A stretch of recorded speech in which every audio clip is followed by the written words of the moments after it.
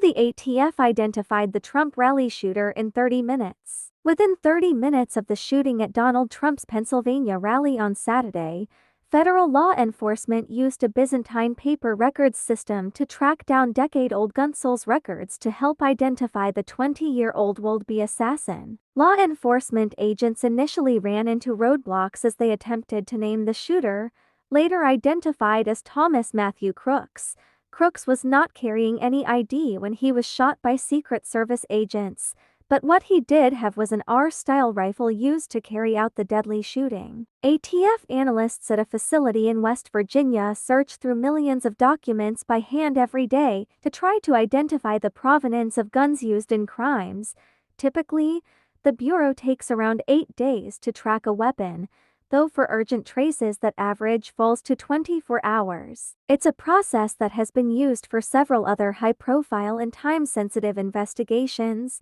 After Theogland Park, Illinois, mass shooter fled in July 2022, policed the ATF tracing system on a firearm he left at the scene to learn his identity, and police used a firearm that bystanders wrestled away from the man who shot and killed 11 people in Monterey Park, California, to identify him. The firearms tracing system is invaluable, Brian Gallagher, a former supervisor at the ATF Philadelphia Field Division, told CNN. In situations where we have high-profile shootings and where firearms are recovered, the local ATF offices can request an emergency trace for the weapons found at a crime scene, Gallagher said. Some critics say that the ATF tracing system is cumbersome or unreliable, or point out that the US is also a nation awash in guns, which can be bought and sold privately without creating official records. In an era of high-tech evidence gathering, including location data and a trove of evidence from cell phones and other electronic devices used by shooting suspects,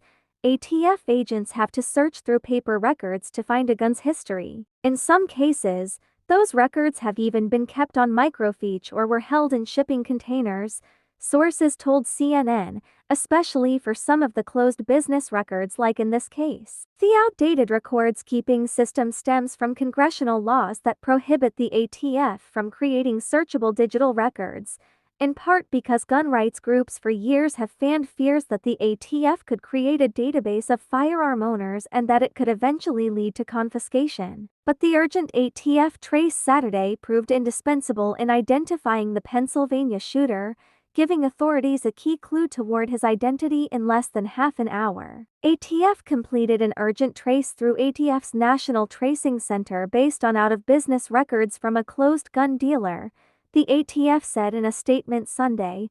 Results were provided to the FBI and Secret Service in less than 30 minutes that helped identify the shooter. Agents tracked the AR-15 style rifle the shooter used to a 2013 purchase from Theno close dealer.